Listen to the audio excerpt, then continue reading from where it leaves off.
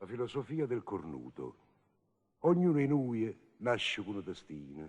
A mala sorte poi va, poi torna. Chi nasce con scartiello a reterine, chi nasce con destino e porta i corni. Io, per esempio, non mi metto scorno. Chi c'ha già fa si tarda l'ha già presa. Pensava, sì, ha già avuto qualche corno, ma non a tal punto di sentirmi offesa. È stata ieri giorno, a chiromante.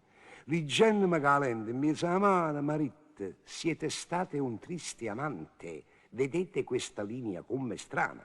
Questa si chiama linea del cuore. Arriva in mezzo palmo e poi ritorna. Che va già lì, carissimo signore, con questa linea voi tenete i corna. Guardate stato segno fatto a uncina. Sto segno ormai da tutte risaputo, o porta in mezzo a mano San Martino, che è o santo produttore ricornuto. Sentendo queste parole in tuo cervello cominciai a fare mille pensieri. Ma va a casa, faccio una macella, per Dio già fa correre i pompieri. Ma no, chi toffa fa? Una voce interna.